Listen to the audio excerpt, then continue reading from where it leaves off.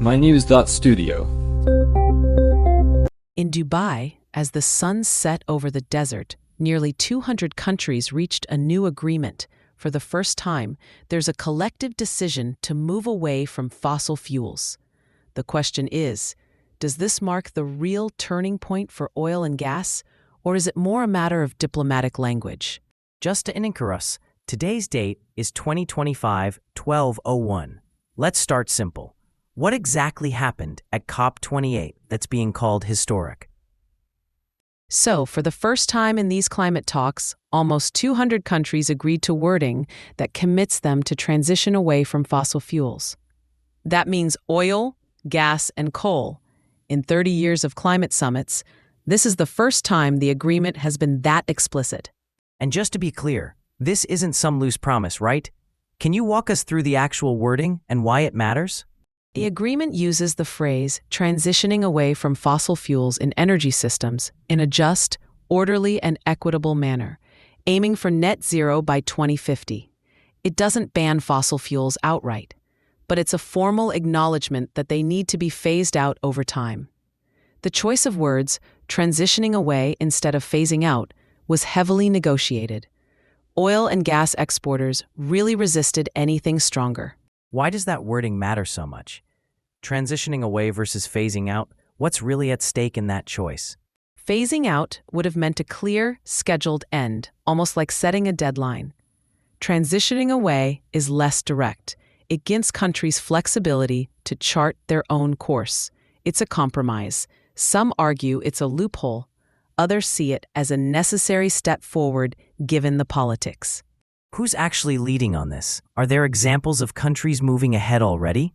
There are. Right after the deal, Colombia and the Netherlands announced specific plans to phase out fossil fuels.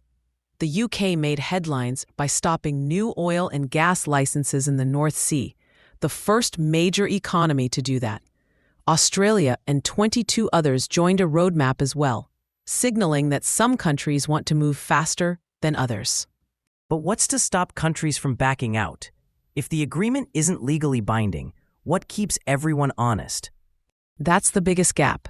There's no enforcement. Countries have to report progress through transparency frameworks, and every 5 years there's a global stocktake to check how targets are tracking.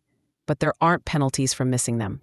So, it comes down to public pressure, market forces, maybe civil society, those sorts of levers.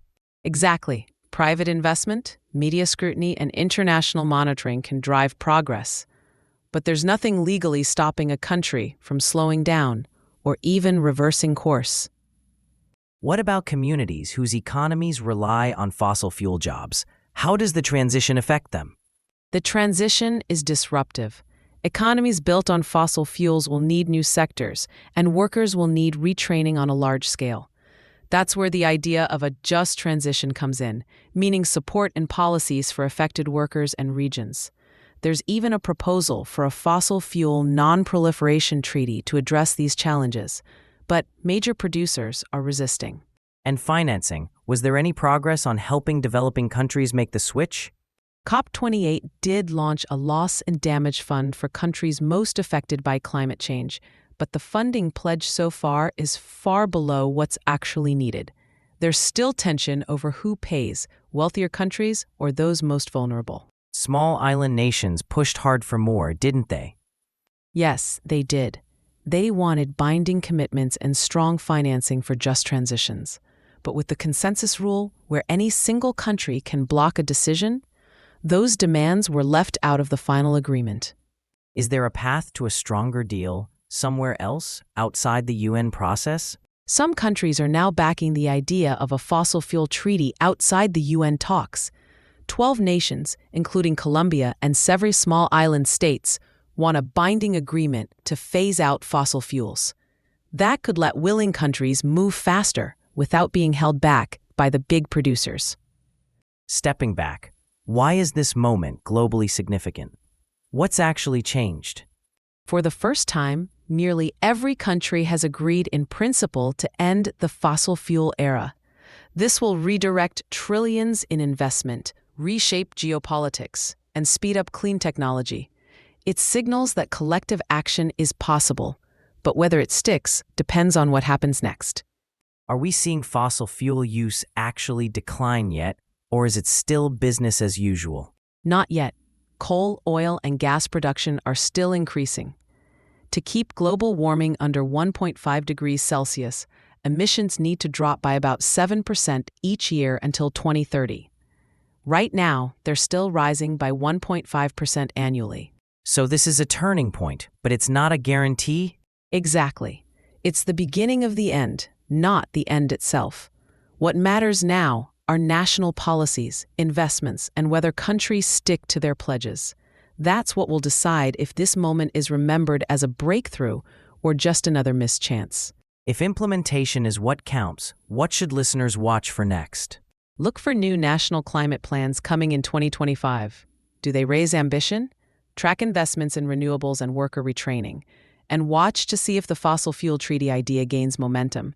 The private sector's role will also be crucial. What's at stake if these commitments fall short?